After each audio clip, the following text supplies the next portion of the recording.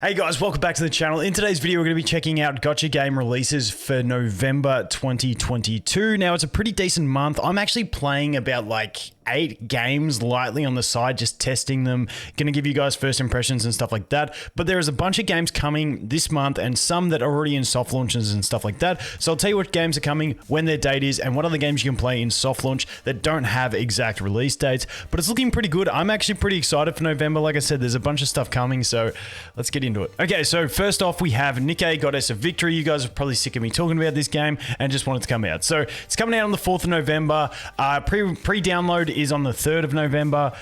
So, you know, get ready for it. This one, a lot of fan service, really cool combat, nice basic game, like core in that it's an idle game. I know some people hate idle games, but I think this game can definitely change your mind if you don't like idle games. Just a really solid, well-presented game, and I feel like they just put a lot of effort into this one. And I feel like the story, just everything about it is solid. Now, it is a top-down game, a portrait mode game. However, you can force landscape, and it looks really, really clean. So if you're playing on emulators and stuff like that, you can do that and get that aesthetic. I'm not going to spend too much time on Nikke. I've covered it in a couple videos, and yeah, I'll make a lot of content on this one when it launches. So that's Nikke, Goddess of Victory on the 4th of November. The next one is going to be Neural Cloud. Now, this is Girls Frontline. Neural Cloud, I unfortunately didn't get into the beta. You can go to guys like Chaotic, FG3000. I'm pretty sure Borkano got into the beta as well. I haven't seen it on Bork's channel, actually. But, yeah, just go check out. There's a lot of footage. Tamias, I'm pretty sure I saw him with some content on it. So there's a lot of people putting out content for this one. It's like a sort of roguelike hex grid battle system. Honestly, it looks like a really fun game. It's coming out on the 21st of November, as far as I can tell. I haven't seen the official statement, but everyone's just saying the 21st. Like I said, I looked through their Twitter, I looked through the website, I looked through the Facebook, all that stuff. I couldn't find it where they said it, but you know, really solid game. I was looking forward to this one a lot more earlier in the year, but now there's so many other games. I don't know how deep I'll go into this one. It's definitely worth your time to jump into and have a look. But yeah, I don't know myself how much I'll play it, because I'll probably be playing Nikke quite heavily from the 4th. So that is Neural Cloud. Like I said, expected on the 21st of November. Moving on to the next game, which is going to be Eternal Evolution. Now, this one is in soft launch currently. Apparently, based on their Discord, it should be getting its global launch, which means I think they'll just launch global servers on the 9th of November. Now, I've been actually playing, this is one of those games I've been playing on the side. I've been playing it for about probably not a month, probably 2 weeks-ish, and I love this game. I think it's fantastic. I'm actually playing it on another channel, so I'll leave a link to that channel in the description if you guys want to check it out. I'll probably give you a first impressions on this channel at some stage anyway, along with a bunch of other games. But this one I just thoroughly enjoy. It is an idle game. The reason I'm playing it on another channel is because I feel like the audience on this channel, the common feedback I get from videos is people aren't massive fans of idle, and they're not massive.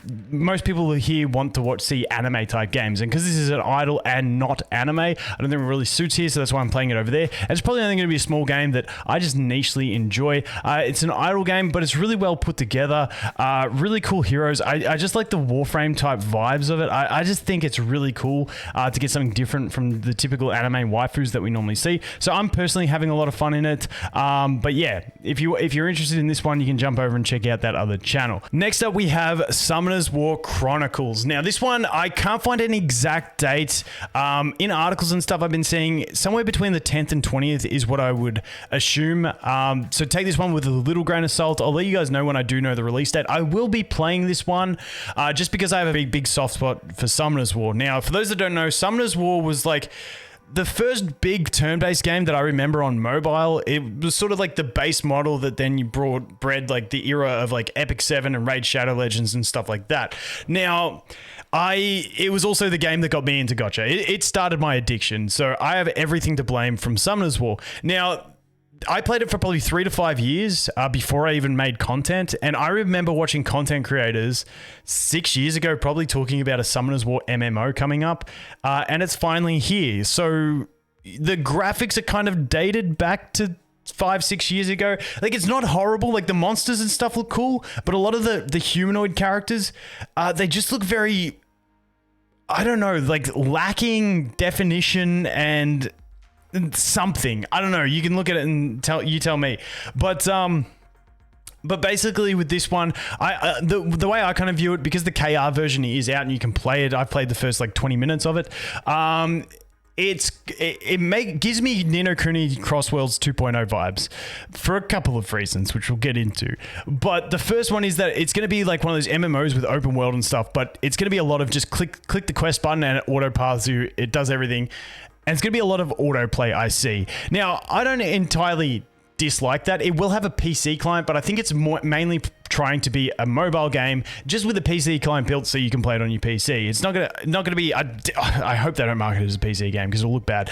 But the thing about it is with mobile games, most of them are you want to get to an end game, you want to make your auto farming teams as fast as possible so you can auto farm dungeons so you don't have to manual the same shit over and over and over, and that's cool. So as long as they've got some sort of manual play, maybe in PvP or raids or something like that, maybe it's cool. It's really clunky on the phone, so I'm hoping the controls are a little bit better when you can play it on the PC. We'll have to wait and see. But the big elephant in the room with this one is that it is going to be a crypto game. This is C2X World, which has come to us as, Crypto Hub, and it is on here. So, yeah. It's I couldn't find a white paper for it or anything like that to read the tokenomics and understand how they're implementing it. But as far as my understanding is, it's probably going to be something a little bit like Ni no Kuni Cross Worlds, where it's like they throw a shit coin in there at the end game and you can farm it. The one problem that there may be for players is that there'll be bots overrunning the game, so you might get login times. I don't know, but bots are always an issue. If you can earn a token that can sell for even like 0.1 of a cent, people are going to make 1 million bots to farm that infinitely.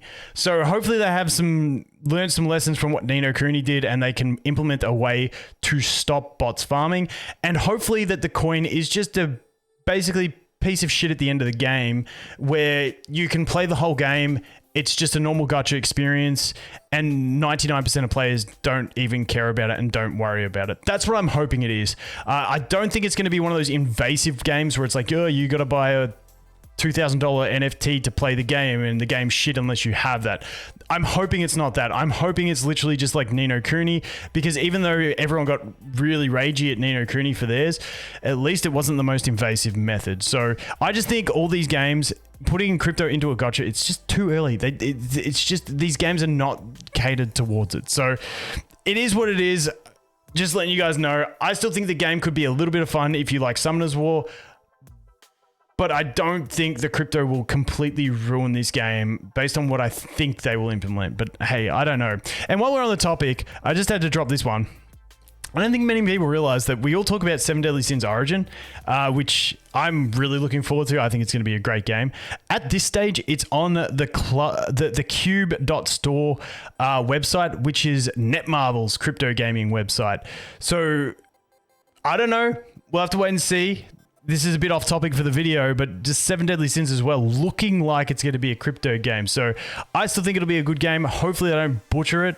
But, you know, just to ruffle some feathers. There you go. That's the info I have so far. Moving on from that, we have Argent Twilight. Let's get into another controversial topic of Nexon. So this one is Nexon. I've never given a fuck who publishes or makes a game. If it looks cool, I'll play it. And then if I get bored, I quit. Like, that is my premise. So this one is actually in soft launch at the moment. And I actually strangely really like it. The production is really cool. The combat animations, their transitions between waves of enemies, the voice acting, the animations, like the whole storyline is voiced and stuff like that. It's a really solid game. Now, it follows the same structure of like Summoner's War, Sky Arena, Epic 7, Raid Shadow Legends of, you know, you get your characters. It's actually the one game where they've got different colors of the same characters, and they just have different skills and stuff. And they've reused the models, but they actually explain it in the story about multiple dimensions and like try and like justify the reasoning, which is something interesting I've never seen. But it's got that standard model. You get your gear, you get your randomized stats, you get your duplicates, you upgrade your heroes, and then you get into farming dungeons to farm more gear. It's that base model. If you like that model, I think you'll enjoy this game. It's just in a grid-based combat, and I just think it's really solid when I played it. Now, I didn't play it for long, because it's just a soft launch, but it's not bad at all in my opinion. Now, I'm covering this one because it is in soft launch. I couldn't find anywhere about a global release date.